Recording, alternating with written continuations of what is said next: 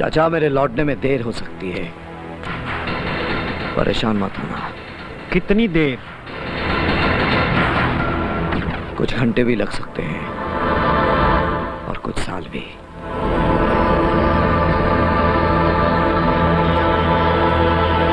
Well, starting with a funny note, I don't know if this podcast is really going to be that funny, but शायद इस बारे में चर्चा करना बहुत ज़रूरी है। क्या पता कल शायद हमको भी ऐसा कुछ कहना पड़ जाए अपने फैमिलीज़ को, who knows। कहीं ना कहीं हमने एक हसल कल्चर को बहुत ही प्रायोरिटाइज करके रखा है इंडिया में। एक वर्क हसल कल्चर हमको सालों से देखने को मिलता है, and somewhere I think we have endured to this hustle culture so very well. इसके पीछे रीजंस क्या हैं, हम चर्चा करेंगे उसके बारे में। इसके कुछ रीसेंट रेपरकशंस हमको क्या देखने को मिल रही हैं उसके बारे में भी चर्चा करेंगे in this podcast. So please stay tuned to coffee commerce और कहानियाँ, और बने रहिए मेरे साथ इन द हसल कल्चर।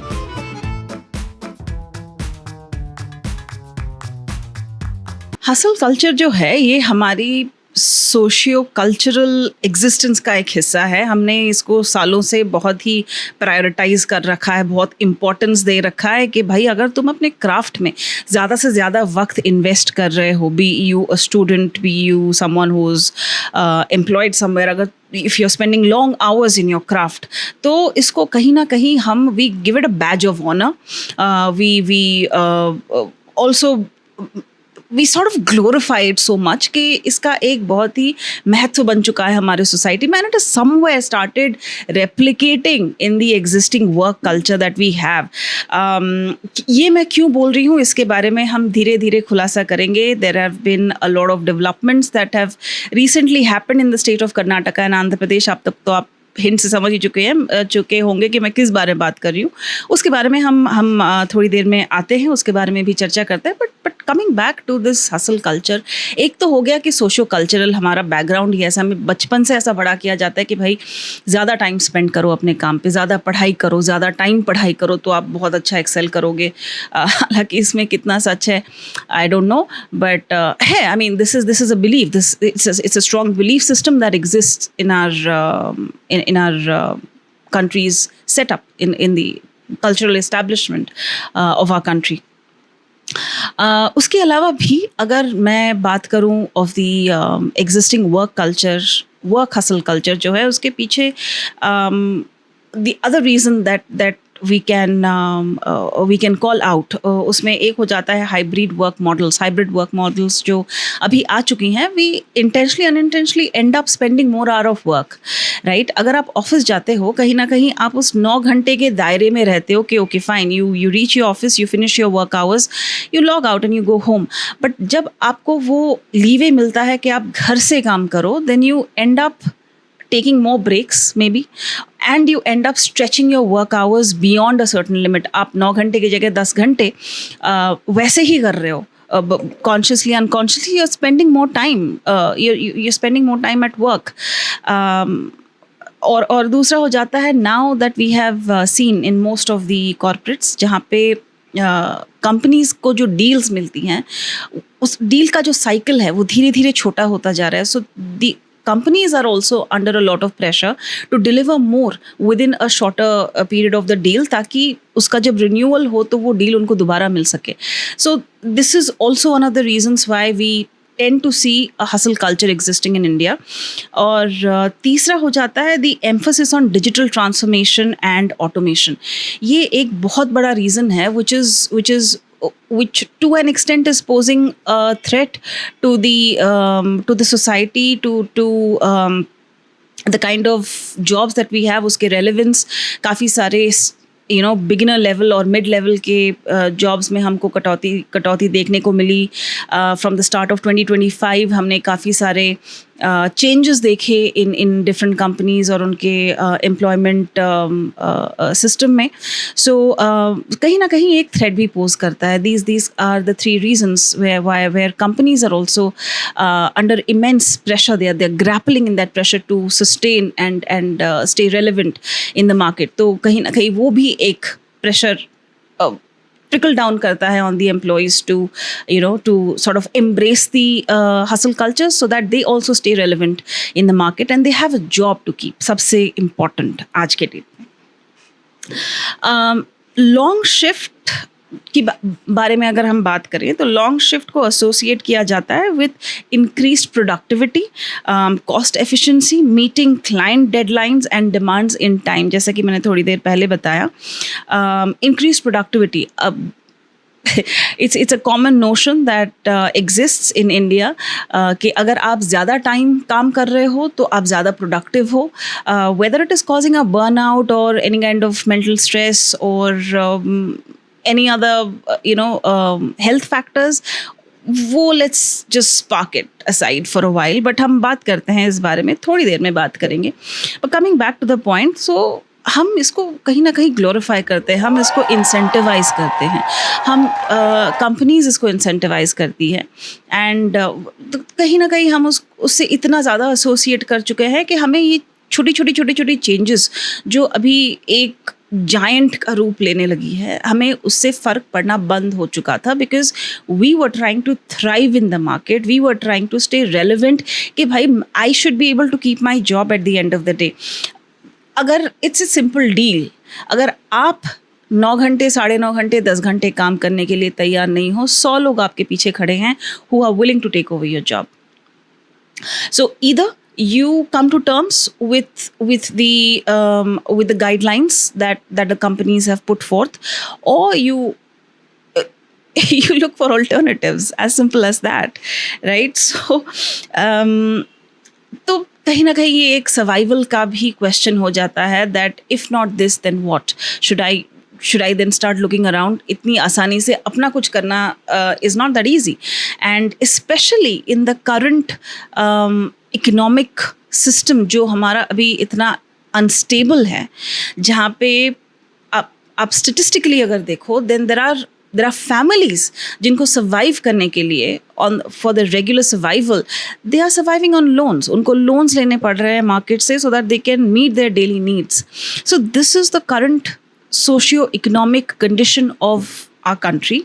तो उसको कॉम्बैट करने का कोई और तरीका है या नहीं, फिलहाल we are still trying to figure that out. That's something that is still a question that's there, and I'm sure our Indian government is doing something about it.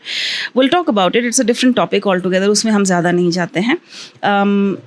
So the point is, it becomes important for an employee to keep a job. Now, for example, it may sound a little funny, but then it's got a serious tone to it as well. मैं खुद एक corporate employee हूँ. I work in an organization. Of course, I'm not going to name it. But क्या मैं ये video बहुत confidently बना सकती हूँ? क्या इसमें मैं सब कुछ वेरी ओपनली डिस्कस कर सकती हूँ? Perhaps not. I have established myself in a certain role. I would not want to risk that. तो ये भी एक हो जाता है that even if we want to voice it out, कहीं ना कहीं वो थोड़ा controlled हो जाता है, वो थोड़ा moderated हो जाता है, वो थोड़ा diplomatic हो जाता है, because again it is a matter of survival, right? Or I mean, if someone has seen already the crisis that we had in 2008 जब recession हुआ था, we do not even want to get into a situation like that ever again. और हम सबको पता है कि another recession is I don't know if it is imminent, but there are high possibilities of another recession to happen at any point of time. It can be a global recession.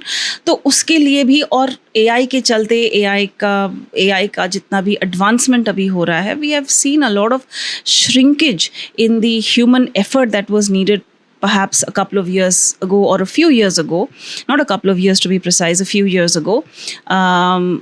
वो अभी जो job market है उसमें जो manual labour की जो ज़रूरत है उसमें धीरे धीरे हमको डिक्रीज़ देखने को मिल रहा है. मैंने इसके ऊपर एक डिटेल वीडियो भी बनाया था कुछ महीने पहले. You can go and watch it out on my channel कि AI whether it is posing a threat to the existing job market और नॉट, और उसमें हमें कैसे सर्वाइव करना चाहिए. that can help you or give you some sort of guidance to stay relevant in today's market. But coming back to the point, AI is definitely, it's, if it is not a big threat, but definitely it's posing some kind of alert for us कि we need to stay relevant. उसके लिए चाहे तो या तो आप AI के बारे में जानो, सीखो और अपने आप को आगे रखो, या फिर you need to you need to adjust with the change, right? So again, तो यहाँ पे again survival के लिए our battle is somewhere with technology. So there also to stay relevant, हमको लगता है कि maybe my job is at threat if I'm not spending extra hours. You just might want to be at your desk and spend 10 hours a day, of course with your relevant amount of break. But क्या is it going to have this long-term, execution model? Is it going to have some sort of health effect? Is it going to have some sort of mental health effect? क्या इसका effect हमको अभी already देखने को मिल रहा है? The answer is yes. Of late, हाँ, आई am sure हम सब ने कुछ केसेस सुनी हैं, पढ़ी हैं, जहाँ पे we have seen employees collapsing at work. We have read about employees collapsing at work. Death in the younger generation जो कि 25 से 35 के एज ग्रुप के अंदर है, उनमें हार्ट रिलेटेड इश्यूज़ ज़्यादा देखने को मिल रही हैं. And the cause of it is said to be stress. What kind of stress? What is causing this stress? Could be multiple reasons. Work can be an added reason, but may not be the whole and soul of it. Okay, coming back to the point. Now, the socio-economic factor जिसके लिए हम इस hustle culture को legitimize करते हैं is India में earnings are often associated with number of hours worked. और ये हमारी अर्निंग का जो बिलीफ सिस्टम है उसको कहीं ना कहीं ये रीइंफोर्स करती है कि अगर हमें ग्लोबल इनकम स्टैंडर्ड्स जो हैं उसके साथ एट पार रहना है, then working extra hours is one of the justified ways of getting there. तो the question here is, are we responsible to sort of allow this kind of a hustle culture to exist? And to a great extent, the answer is yes. We are definitely letting it happen, and that's why it's prevalent for years. अच्छा, ये तो था एक socio economic belief जो हमारे country में exist करता है. इसके अलावा टॉकिंग अबाउट कंपनीज इस हसल कल्चर को क्यों प्रमोट कर रही हैं. पहला हमने डिस्कस कर लिया, which was more to do with productivity. So more longer duration of work is associated with productivity. It is glorified, it is incentivised and it is given a badge of honour. दूसरा हो जाता है cost efficiency. Now if you look at it technically, अगर each employee is spending 10 hours a day for 5 days a week or 4 days a week, so you do not need so many resources in the ecosystem of an organization to fulfill a single task. तो companies को कहीं ना कहीं वो marginalize करने का opportunity मिल जाता है to reduce the unnecessary count of manual labours that exist. उसको मार्जिनलाइज करने का एक अपॉर्चुनिटी मिलता है, ऑप्टिमाइज करने का एक अपॉर्चुनिटी मिलता है with automation and digitalisation. And then the remaining task that are there which needs manual intervention to be fulfilled और सर्टन नीश स्किल जिसके लिए ज़रूरत है टू बी फुलफिल्ड, तो उसमें you see human beings or you see manual effort being invested in longer number of work hours. तीसरा हो जाता है क्लाइंट की जो डेडलाइंस है और डिमांड्स है. मैंने जैसे कि इस पॉडकास्ट के पहले बोला था, धीरे धीरे हमको ये देखने को मिल रहा है कि जो डील साइकिल्स हैं वो धीरे धीरे छोटी होती जा रही है फॉर एवरी कंपनी. तो ये छोटी डील में आपको बहुत कुछ डिलीवर करना होता है, जिसके लिए कंपनीज़ को ऑटोमेशन और डिजिटलाइजेशन का सहारा लेना it becomes imperative. They have to rely on automation and digitalization. और इसके चलते there are, there could be a scope of work जहाँ पे project related exercises होती हैं. Apart from apart from automation, वहाँ पे human effort की भी ज़रूरत पड़ती है, because they deal with niche skills. जैसे software engineers हो गए, जैसे specific project managers हो गए. वहाँ पे certain level की इंटेलिजेंस, ह्यूमन इंटेलिजेंस की इंटरवेंशन की ज़रूरत पड़ती है. So there, to meet the deals and to meet the demands more effectively, efficiently and within time, ये जो working hours हैं, along with automation, working hours को increase कर दिया जाता है, and manual effort जो है उसमें एक reduction लाया जाता है. So companies benefit in a way where they are able to generate more revenue. They are also able to save on the cost. So this is why companies have a vested interest, if I may use the term, to sort of agree or to sort of align themselves with an increased shift hours to be done manually or to be met manually. So this was about why companies are in favor of extended work hours. अब बात करते हैं the recent development in the state of Karnataka and Andhra Pradesh. In कुछ ही दिनों पहले, in the state of Karnataka, there was an amendment made on the Shop and Commercial Establishment Act 1961. Shop and Commercial Establishment Act है क्या? पहले उसको समझते हैं, और ये भी समझते हैं how is it different from factory act 1948. Factory Act 1948 focuses on the manufacturing sector. जैसे हमारी फैक्ट्रीज हो गई, वहाँ के जो लेबरर, वहाँ के जो फैक्ट्री के एम्प्लॉयज़ हैं, फैक्ट्री के वर्कर्स हैं, और उनकी जो वर्किंग कंडीशंस हैं उसको रेगुलेट करती है, उनके वेलफेयर को ये मॉनिटर करती है under the factory act 1948. On the contrary, shop and commercial establishment act ये रेगुलेट करता है working conditions in commercial establishment and requires businesses to obtain a licence for legal operation. जितनी भी होटल्स हो गए, रेस्टोरेंट्स हो गए, IT एंड ITES सेक्टर्स हो गए, इन सबको एग्जिस्टेंस में आने के लिए जो लाइसेंस की ज़रूरत पड़ती है, वो it comes under shop and commercial establishment act. और इस एक्ट के अंतर्गत क्या मॉनिटर होता है, क्या रेगुलेट होती है? It regulates our salaries, it regulates our wages, our working hours, overtime durations etcetera. ये जो फैक्टर्स हैं जो कि हमारे कमर्शियल सेक्टर्स में देखने को मिलती है, इंक्लूडिंग IT एंड ITES, इसको रेगुलेट करती है shop and commercial establishment act 1961. और हर एक स्टेट का अपना अपना शॉप एंड कमर्शियल एक्ट होता है. Similarly, the state of Karnataka, Karnataka government ने कुछ ही दिनों पहले, 2 से 3-4 दिन पहले, इस एक्ट में एक अमेंडमेंट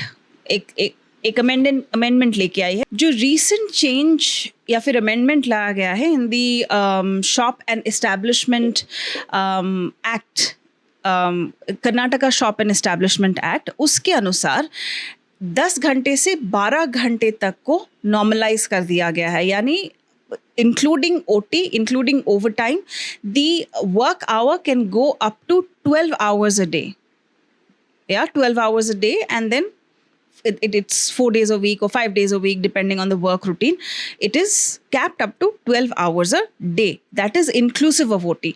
और एक जो इसमें amendment लाया गया है, जो मैं आपको पढ़ के सुनाने वाली हूँ, that is, an employee can work overtime for 144 hours in a period of continuous 3 months. At present, it is 50 hours. Firms with employees fewer than 10 are exempted from this act. यानी छोटे एस्टैब्लिशमेंट्स जो हैं, बहुत ही छोटे establishments जो हैं, जहाँ पे 10 से कम एम्प्लॉयज़ हैं, उनको इस एक्ट से एग्जेम्प्ट किया गया है. उनको इस एक्ट उनके ऊपर ये एक्ट लागू नहीं होती. बाकी जो सेक्टर्स बचते हैं जहाँ पे 10 से ज़्यादा एम्प्लॉयज़ एम्प्लॉयड हैं, specifically IT and ITES sectors, वहाँ पे ये एक्ट लागू होना चाहिए, लागू हो सकता है। अब इस एक्ट से बेनिफिट किसको होगा, चलिए समझते हैं इसको। जो सबसे बड़े बेनिफिशरीज होंगे इस एक्ट के, वो होंगे कंपनीज जो इंफॉर्मेशन टेक्नोलॉजी और इंफॉर्मेशन टेक्नोलॉजी इनेबल्ड सर्विसेज यानी आईटी और आईटीएस सेक्टर्स को बेनिफिट होने वाला है। और बिजनेसेस जो ऐसी बिजनेस ऑफरिंग्स देती हैं जैसे software services, back end IT operations, hardware sales and similar services, ऐसी जो सर्विसेज प्रोवाइड करने वाली कंपनीज हैं उनको काफ़ी सारा बेनिफिट प्राप्त होने वाला है with the amendment that is been proposed. अब इसके चलते काफ़ी सारा बैकलैश भी देखने को मिला है in the employee quorum, in the HR quorum, also in the employee union जो है, जो KITU है, वहाँ पे भी काफ़ी सारा अप्रोर या फिर काफ़ी सारा बैकलैश अगेंस्ट दिस प्रपोजल हमको देखने को मिल रहा है।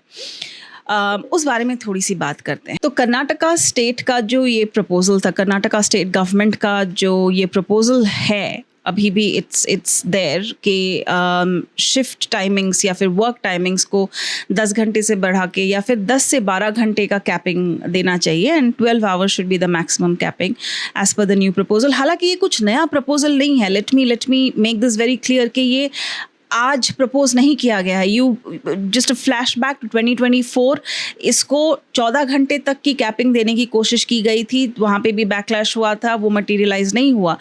दिस गोज बैक और दिस डेट्स बैक टू 2019-2020 में जो अमेंडमेंट हुई थी, वहाँ पे तब से ये कोशिश करी जा रही है कि जो मैक्सिमम वर्किंग आवर्स है उसको 12 घंटे की कैपिंग दी जाए। इफ़ यू रिमेंबर 2019 और 2020 में जब इस एक्ट में अमेंडमेंट लाने की कोशिश की गई थी, तब ये कहा गया था कि 12 घंटे का शिफ्ट होगा और it will be 4 days a week। तब से ये कोशिश जारी है बाय डिफरेंट स्टेट्स कि इसको किसी तरह से इसको लेजिटिमाइज किया जा सके, इसको लागू किया जा सके, जिससे काफ़ी सारा मल्टी फैसेटेड बेनिफिट मिल सके।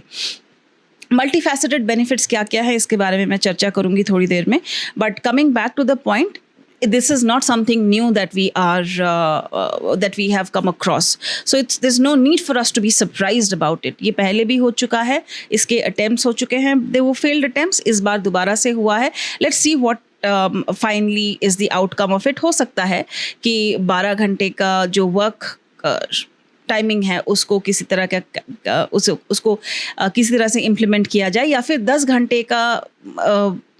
घंटे तक वर्क आवर्स को एक्सटेंड करना इज ऑलमोस्ट इमिनेंट। ये हो सकता है या फिर शायद हो चुका है। Coming back to the backlashes that I was talking about, कि KITU ने इसको किस बेसिस पे इस अमेंडमेंट को अपोज किया है, let me bring your attention to that. इससे पहले what is KITU? KITU stands for Karnataka state ITES employee union. This is KITU। KITU एक संगठन है जो IT और IT एनेबल सर्विसेज की जो एम्प्लॉयज़ हैं, उनके जो राइट्स हैं, उनके जो लेबर लॉज हैं, उसको मद्देनज़र रखते हैं।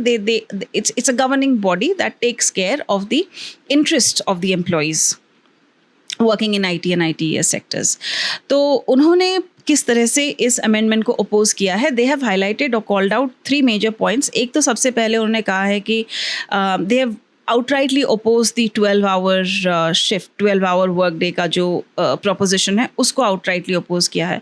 दूसरा, they have said that the proposal risks IT workers' job security and work-life balance। Now, job security को कैसे ये shift एक थ्रेट दे सकती है, let me talk about that. तो ये रिस्क कैसे बनता है? How does it become a risk towards the job security? अगर आप हर एक एम्प्लॉय से 1 घंटा एक्स्ट्रा काम कर, right now the current norm is 9 hours a day. ये एक स्टैंडर्ड शिफ्ट हमको जो ग्लोबली देखने को मिलता है, it's 9 hours a day.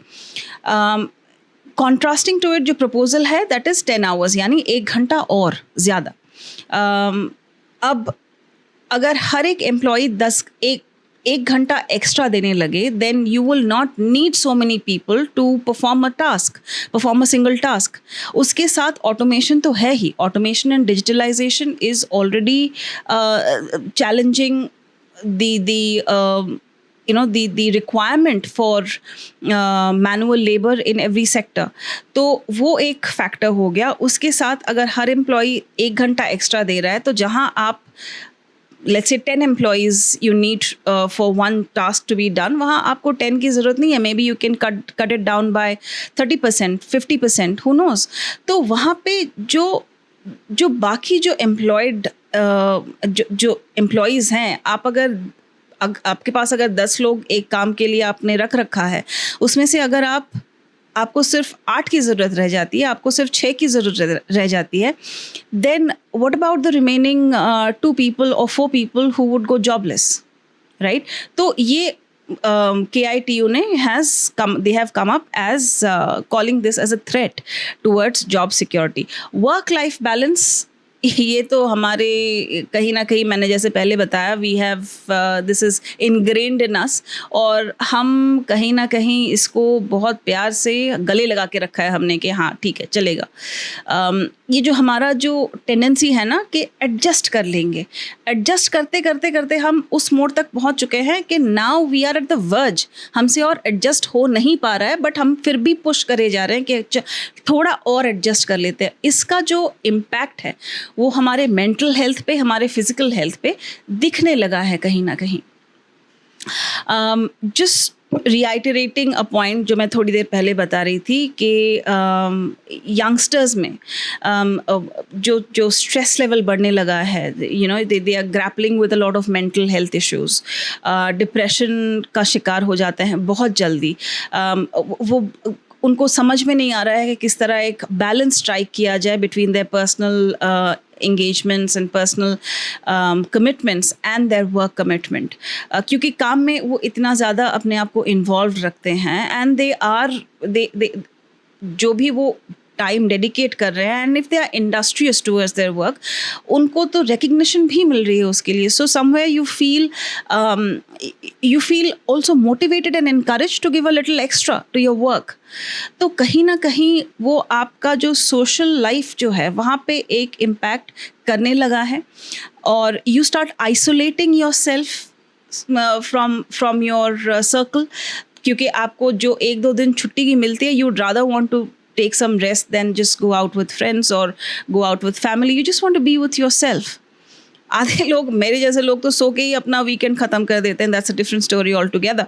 But coming back to the point, I am sure काफ़ी लोग you will be able to relate to what I am trying to tell right now. But coming back to the point once again,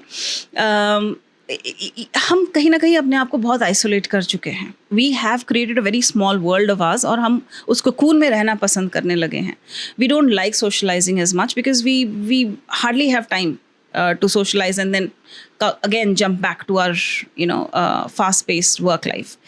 तो वो balance छूटता जा रहा है. Somewhere it is taking it's taxing for our mental health, क्योंकि जो stress build up होता है, you're not able to release it, you're not able to share it with anyone.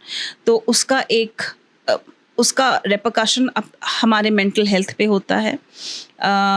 Sleep deprivedness is another main I would say issue that we have seen in youngsters, जिनको सोने की बहुत दिक्कत होती है. They are not able to sleep well, or they are deprived of sleep, जो again has a very harsh impact on your physical health as well.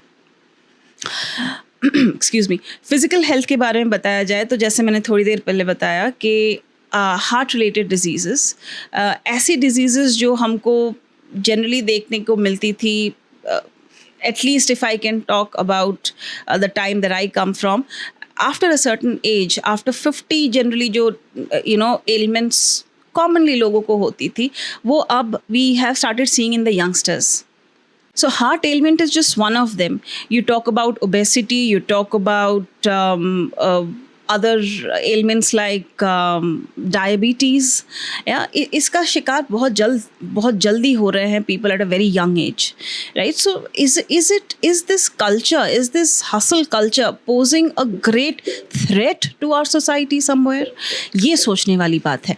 And I'd like to bring something to your attention. हालांकि उससे पहले मैं ये KITU का जो इस proposition को खंडन करने के जो 3 रीजंस थे, उसका आखिरी रीज़न मैं आपको बता के I'll move to the next.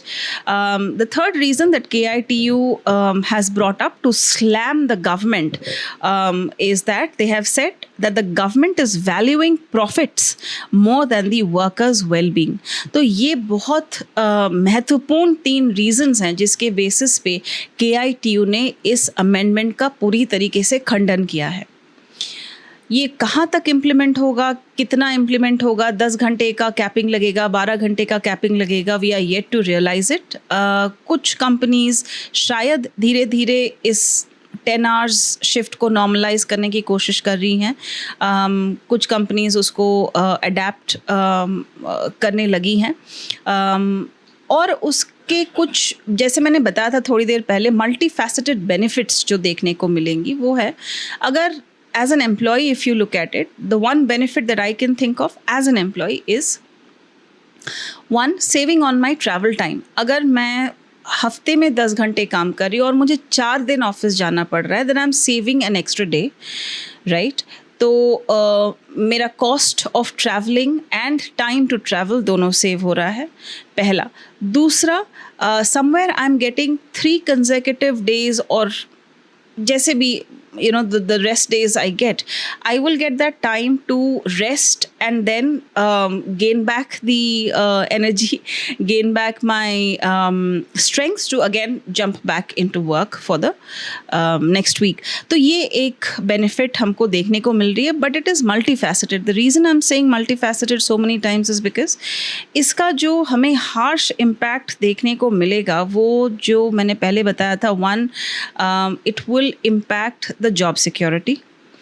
2, ये कहीं ना कहीं जो हमारा मेंटल और फिज़िकल हेल्थ है, इस पे एक ये इम्पैक्ट ला सकती है. कंपनीज़ को बेनिफिट होगा from a standpoint of cost, from a standpoint of revenue. Companies को benefit होगा from a standpoint of productivity.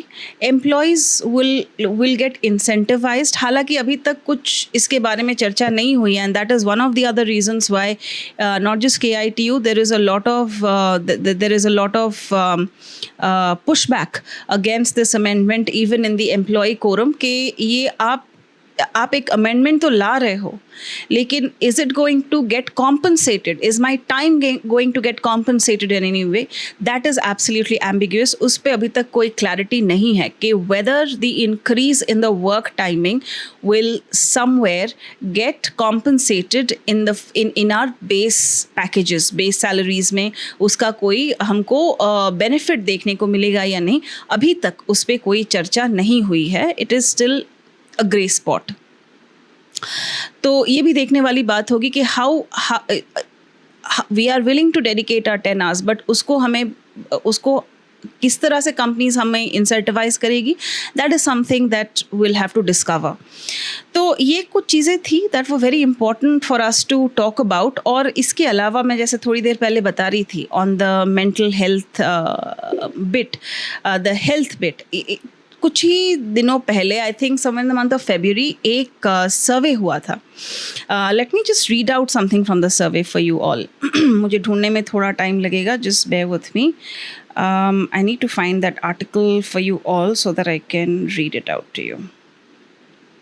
It's a very interesting one. मैं खुद पढ़ रही थी तो मुझे लगा कि it's imperative for me to share it with my audience also.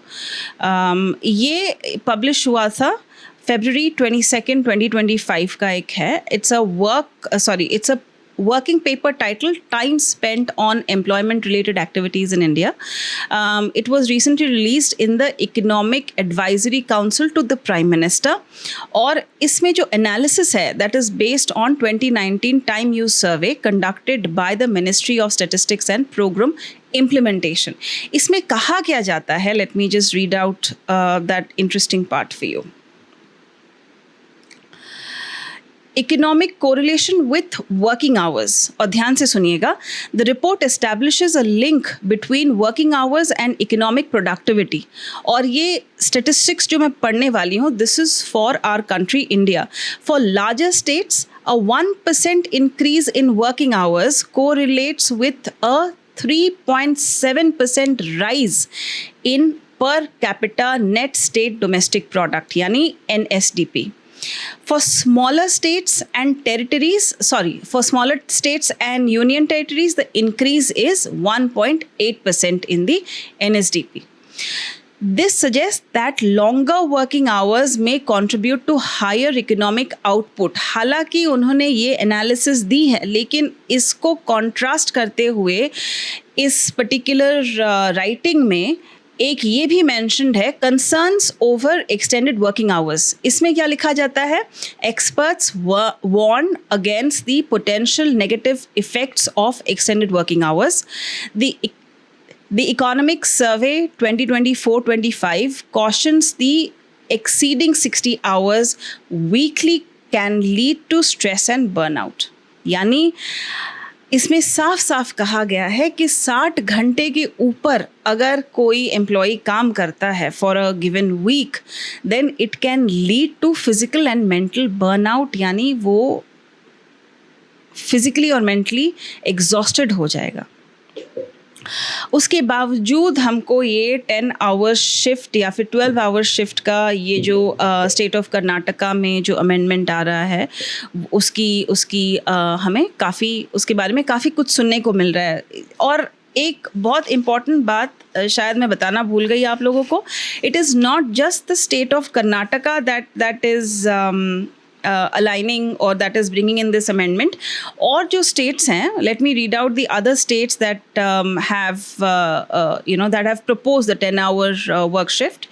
इनमें जो states हैं और I'll just read it out from the article जो कि हिंदू में publish हुआ था. After the union government passed 4 labor codes in 2019 and 2020, जिसके बारे में मैंने पहले भी mention किया था during our discussion, that allowed increasing the work hours. The BJP ruled Chhattisgarh, Gujarat, Maharashtra, Uttar Pradesh and Uttarakhand have passed legislations. इसके अलावा जिस स्टेट ने अभी हाल फिलहाल में भी इसको पास किया है, that is the state of Andhra Pradesh. तो कुल मिला के ये सारी स्टेट्स हैं जिन्होंने 10 आवर्स ऑफ वर्क शिफ्ट को प्रावधान उसको लेजिटिमाइज करने के लिए अमेंडमेंट्स पास की हैं. So this was a quick catch up on the recent development जो कि shop and commercial establishment act में हमको देखने को मिल रही है. इसका अंत क्या होगा, इसका आउटपुट क्या होगा, that is still for us to uncover and discover over a period of time. Okay, तो ये थी कुछ इम्पोर्टेंट एस्पेक्ट्स जो मुझे लगा कि आप लोगों तक लाना बहुत ज़रूरी है, आप लोगों से डिस्कस करना बहुत ज़रूरी है. I am sure you people are already abreast with the ongoing development news. तो हम सभी देखते हैं, हम सबको पता है क्या हो रहा है क्या नहीं हो रहा है. what remains questionable I think is this podcast and how much I have been able to delve into this matter. जैसे कि मैंने बोला काफ़ी सारी चीज़ें हैं जो हम बहुत ही कंट्रोल्ड वे में बोलते हैं, because we are also somewhere serving certain industries. तो हम उनके ख़िलाफ़ पूरी तरह नहीं जा सकते, ना ही अभी तक कुछ ऐसा इस्टेब्लिश हुआ है कि हम धरना दे के बैठ जाएं. क्या ये स्थिति चिंताजनक है? हाँ, चिंताजनक तो है. इसको हमारी गवर्नमेंट किस तरह से हैंडल करती है, हमारी स्टेट गवर्नमेंट्स किस तरह से हैंडल करती हैं, वो देखने वाली बात होगी. ऐसा तो नहीं कि अचानक कुछ something will get passed on and we'll have to comply to it, ऐसा तो नहीं होता है कहीं पे भी, because they will also weigh the pros and cons of the amendment that they are bringing along. तो देखने वाली बात होगी कि किस तरह से इसको इस्टेब्लिश किया जाता है, keeping employee centricity in mind, ये देखने वाली बात होगी. So we will uncover that with time, and अगर इस पे कुछ और डेवलपमेंट्स होती है मैं कोशिश करूँगी आप तक लेके आने की in another podcast. So before I wrap up, कुछ इकोनॉमिक इम्पैक्ट जो मैं आपके साथ डिस्कस करना चाहती थी, the multi faceted economic impact जिसके बारे में मैंने बात की थोड़ी देर पहले. सबसे इम्पॉर्टेंट हो जाता है the human aspect. At the end of the day, it's a tough world out there. Survival is very difficult. हमारे देश की इकोनॉमिक सिस्टम भी उतनी स्टेबल नहीं है जितनी होनी चाहिए. Employment rate if you look at it है, लेकिन उतनी नहीं है when compared to the overall population that we have in our country, जिसकी वजह से youth employment rate आज के डेट में भी ज़्यादा है. सो ये कुछ चिंताजनक विषय हैं, ये कुछ चीज़ें हैं जो हमें सोचनी चाहिए, ध्यान देनी चाहिए. 10 घंटे का शिफ्ट करिए, बेशक करिए, अगर it's your requirement, it's our requirement, then we need to fulfil it. But उसके साथ साथ कहीं ना कहीं अपने मेंटल हेल्थ और फिज़िकल हेल्थ को भी ध्यान में रखिए, उसको भी प्रायोरिटाइज़ करने की कोशिश कीजिए. 24 घंटे मिलते हैं दिन में हमको, सोने के लिए 6 से 7 घंटे काफ़ी होते हैं. हालांकि 6 से 7 घंटे is a luxury for people working in certain sectors, and I can vouch on that. But coming back to the point, कहीं ना कहीं ये इम्पोर्टेंट हो जाता है कि हम अपना ध्यान खुद रखें. इसका काफ़ी सारा उदाहरण मैं दे सकती हूँ. फ़िलहाल के लिए I'll just relate to what is relatable, and that is the increase in the work hours. So I hope you all have found this podcast slightly informative, slightly dark, I don't know. But हाँ, कुछ चीज़ें साझा करने की मुझे लगा कि आवश्यकता है, इसलिए मैं आपके सामने आई. And I'll try to bring in more information as and when I can. बहुत बहुत शुक्रिया आपका कीमती समय देने के लिए और हमारे साथ जुड़ने के लिए. And keep watching coffee commerce और कहानियाँ. मैं बहुत जल्दी आने वाली हूँ एक इंटरेस्टिंग स्टोरी के साथ. हालांकि it will not be related to something so serious, but I am sure you will find the topic very interesting. अभी नहीं बताऊँगी, I will reveal it soon.